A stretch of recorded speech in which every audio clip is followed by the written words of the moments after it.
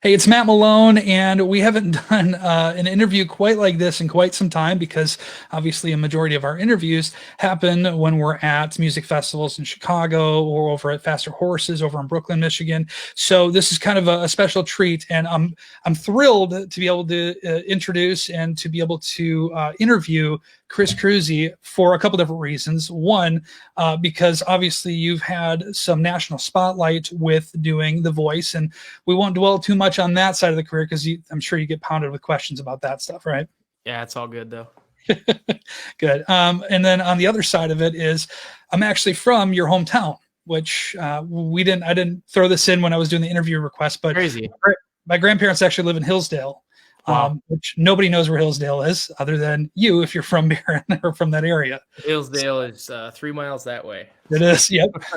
So we're going to ask a little bit of questions here throughout the interview related to your, I guess, living in that area and how it relates to your music. But first, I want to talk a little bit about the ACM Awards and see if you had the opportunity to watch them at all last night. I actually didn't. We had my mother-in-law came over and some friends, and we had a bonfire and cooked some hobo meals in tinfoil There instead you of go. watching TV last night. So I will say you made the right choice with yeah, that. It's not that great. I'll Um, probably, I usually wait till the day after and go online and watch all the highlights. Sure. The performances were really really solid. It's Cool. just some of the awards themselves. It was weird. It was weird to see with the winners would come out and then there's nobody in the crowd. So it Oh, I was very strange. suppose. Yeah, Yeah, but crazy. all good. Well, let's talk a little bit more about again your rise in Midwest Wisconsin, we'll say, and having the opportunity to play. You played Aquafest. What was it, a Yeah. couple years ago, right? Yeah, I've done it, I think, like 3 years in a row now. So, Yeah. what is it like for you to have the festival that you kind of grew up looking at and going to maybe as a spectator, and then all of a sudden be on that stage, and then even getting asked to play Country Jam USA? Yeah, all that. It's so crazy. I remember as a little kid going and seeing like Kansas and like Brett Michaels from Poison and whatnot, seeing them guys at Aquafest and always wanting. I was a little kid that played guitar, and so just staring up at that big stage, big lights, and that's what I always wanted. And to get to finally do that is pretty cool. Definite adrenaline rush walking out there with a big crowd of people. Yeah, I've been able to bring artists on stage at Country Jam, and you look at the back of the crowd all the way up to the stage. It's just it's frightening as somebody Yeah, who's not actually a performer. So you obviously get a lot of kudos because a lot of pressure on there, especially when you have so many people that are there to support you. But that's the cool thing about Midwest Wisconsin is they support you through pretty near anything, right? anything. Yeah, it's always it's just a bunch of small towns. I mean, there's no big cities up here. It's Yeah. just it's just a bunch of small towns, and everyone's kind of got each other's backs. It's pretty cool. That's true. That's true. Well, let's talk about the new single, "Same Ol'." Yeah, Man, your voice is fantastic. Obviously, you know that. The guitar, the instrument arrangement that you've done in the song is awesome. So the song itself was actually pitched to you by somebody else. So how did that happen? Where they're like, "Hey, here's a song for you." well, so I mean, I spent a lot of time in Nashville writing this last year, and you could write 100 songs and you might get a single good one, or you might not. And so I mean, we definitely got some stuff we were really happy with writing, and but we're always looking for the best songs, whether I wrote it or not. And so I've got a pretty good team of people, and all of us were just kind of started texting and emailing and reaching out to everyone in the songwriting world that we knew, telling them that we were hunting for songs and we were cutting a record, and you know, had them send us anything they thought might be good for me or songs that they wanted people to check out. And actually, my buddy Dave Finley, he was on The Voice with me. He's a ridiculously good songwriter. He's had a lot of success down in Nashville and stuff. And I think he tours a lot around Texas and down south. But he sent me this one, and it was just, I don't know. It's like it's almost nostalgic. It kind of feels like something I would have listened to in the '90s, but it's also got that modern touch to it. I don't know how else to put it. It just felt like such a good fit, and you know, the true test for a song for me is I'll grab an acoustic guitar and play it and sing it. And if the song is good with just an acoustic guitar, it's just a good song. I like that because when you do, radio tours and you go and, travel around, a lot of times you don't have your full band with you. So your Right. song has to stand up. Yeah, and it's got, some songs are great, but they don't translate acoustic, and that doesn't mean they're not great songs. But for me, I play a lot of solo acoustic shows, so for me to do a song, it's got to be something that translates with Mhm. just me and a guitar. I want it to sound just as cool sitting around a campfire as I do on a big stage with a full band. Definitely. So with that, do you have a lot of people that are outside of, your publishing company, do you have a lot of people that are actually trying to pitch you songs and saying like, hey buddy, like even people around the Bear and Rice Lake area? Some, yeah. It's when we're in that songwriting world though, my producer, Nick Hoffman, he's really well connected in Nashville, and he not to name drop or whatever, but he was Kenny Chesney's fiddle player for 13 years. He toured Wow. with Trace Atkins and a whole bunch of people, and he had a band of his own called The Farm, and they had a top 20 country hit with it. And Mhm. so he's really well connected in that songwriting world and in the publishing company world, because a lot of the best songwriters in Nashville have publishing deals, and in order to get your hands on those songs, you gotta know someone at the publishing company, and that's where Nick came through big time. So that was a lot of our focus. We do get emailed songs and stuff, and I've got I got a couple cassette tapes in the mail. I'm not sure how I'm going to listen to them, but I'll figure it out. You have to go on eBay or something and I'm not try kidding. They're here. to really. Oh Yeah. man. Yep. There's one of them right there. Oh, that's nice. Do they have anything written on them, like the title or anything? Any special notes? 31 poems to a song. Oh, perfect. Yep. Beautiful. Sounds great. That's number one. Right Sounds there. like a solid Friday night to me. That's right. Absolutely. When you're cooking your, what'd you call them? Hobo meals? Yeah, I don't know if that's probably not the right way to say it, but that's what we Yeah, grew up calling them. that's it. There you go. Tradition.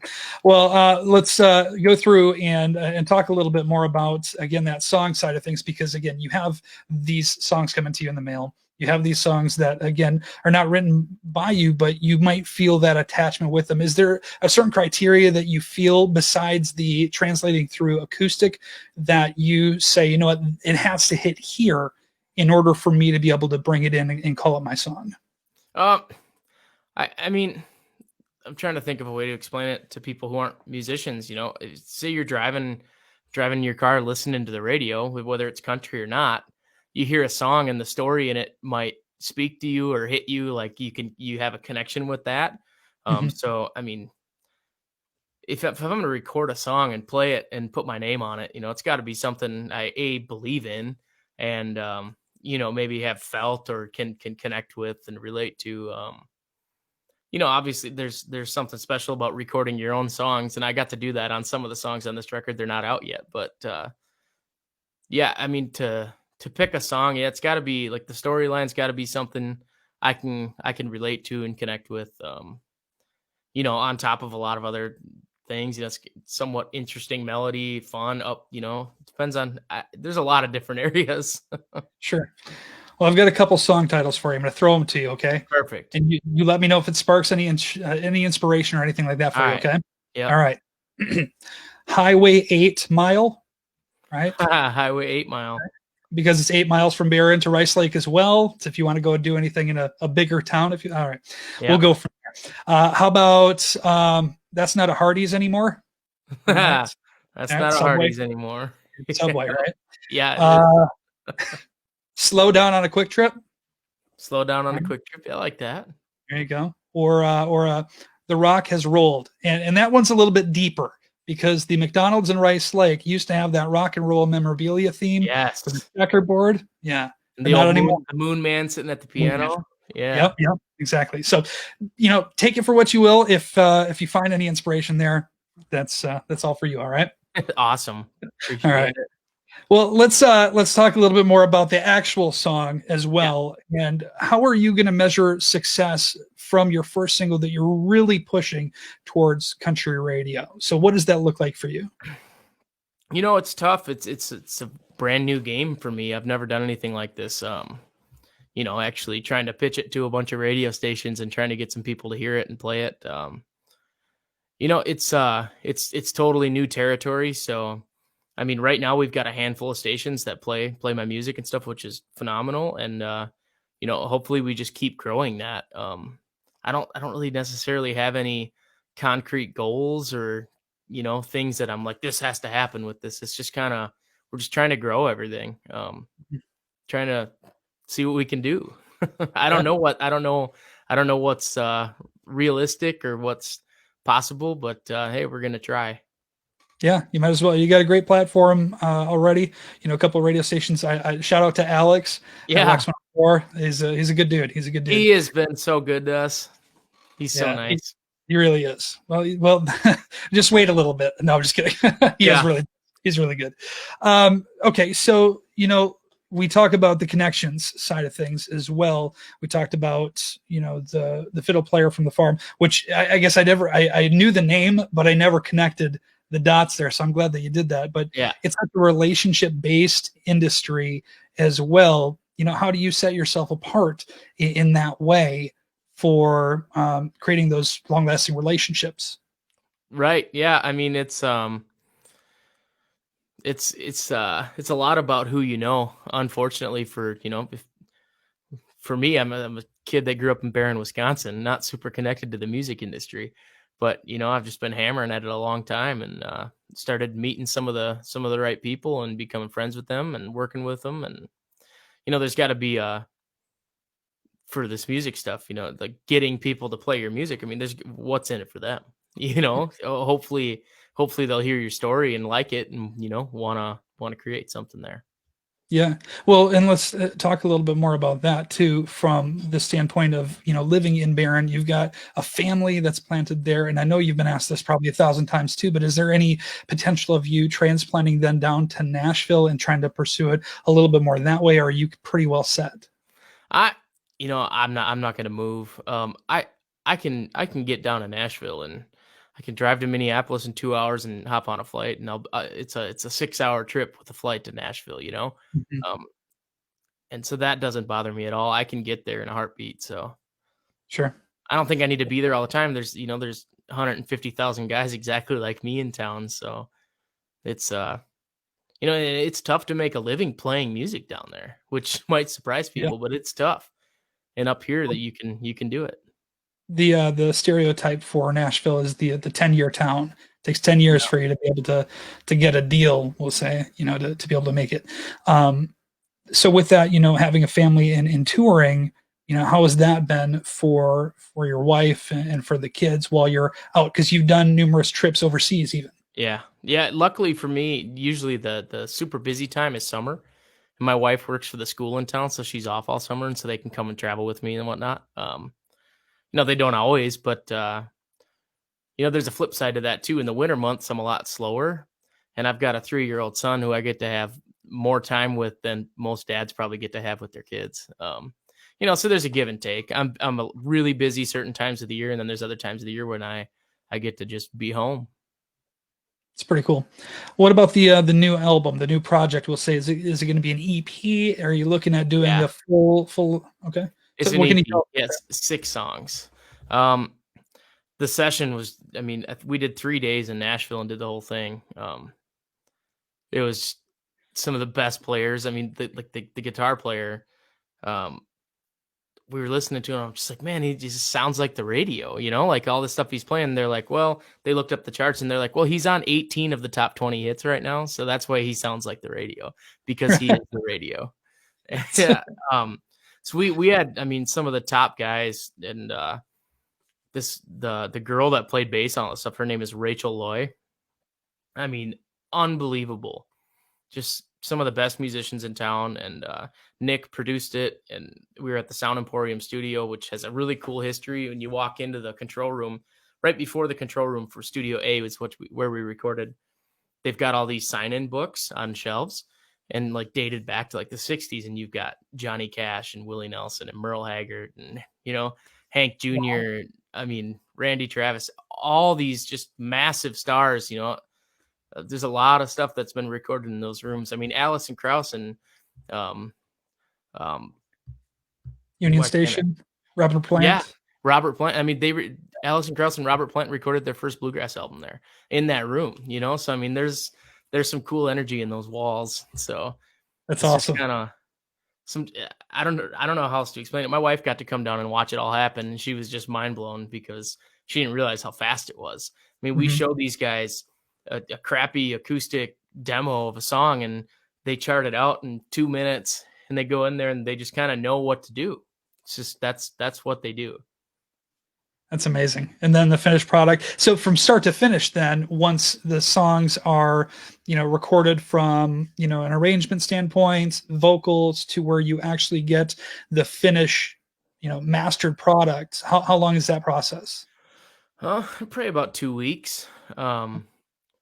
Not terrible. I mean, because we tried to work pretty fast. I did a lot of the singing with the band while the band tracked. So a lot of that singing was done live, and then we go through and do some punches here and there and fix a couple things, and then it's the band, and then so the band will do a pass, and for an example, they'll do a pass through the song. The guitar player a lot of times will grab a banjo. The drummer will grab hand percussion stuff. The guy playing like synth and keys will hop on either a grand piano or an organ or something. They're all pretty multi-talented, and they're so quick, and they know. I don't know if you play music at all or anything, but you do. Little bit. Yeah, I've got a prop in the background that I strum on quite a bit, but I'm not there you very good. go. But so I mean, you understand like bars and beats and all that, and Yeah. Yep. I mean, we'll be playing through a 3.5 minute song that they've never heard before, and the drummer will say, "Oh yeah, I liked that take. Give me bars 30 through 40. I want to fix a couple." They just know. It's unreal.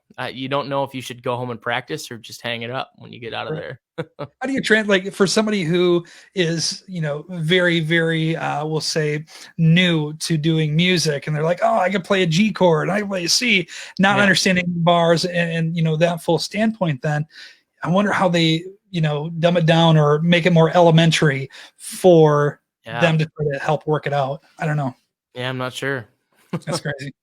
Well, let's fast forward a little bit to the next summer and going forward to potential of concerts maybe coming back. I mean, there's rumor of it. Please. Yeah, I know, I hear you. 2021, potentially 2022, that concerts, big festivals and Yeah. concerts will be coming back. So, how do you adapt, your current lifestyle to fit that? Because really there's not anything we can do about it at that point. Right. I mean, for me, I don't live a super extravagant life. We live in Barron County, Wisconsin. We love it here. I mean, there's always different things you can do. We had really good luck early on during the shutdown with live streams. I did 2 live streams. I don't remember when it even started. Was it March? Yeah, March. Might have been April that we did it. I mean, we had over 2 nights. We had like 15,000 people watching the streams. Wow. And so, I mean, that was pretty cool. We've been able to do some like corporate events where people are, small crowds and spread out outside. We get into these winter months. I don't know what we're going to do.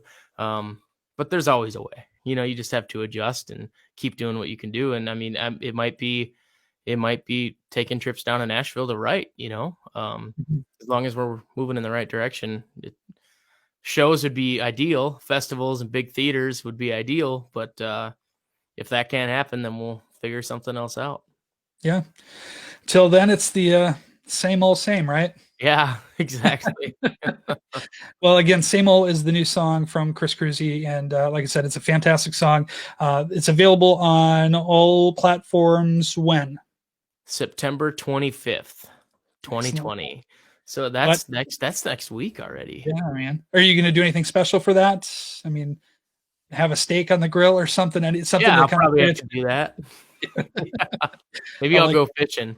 There you go. I like that idea. Do a fishing release day, right? Yeah. You don't have to release the fish, but you release a No. new song. We'll do that. Yeah, All absolutely. right. Excellent. Well, Chris, I appreciate you taking time to hang out Yeah, with us thank today. you.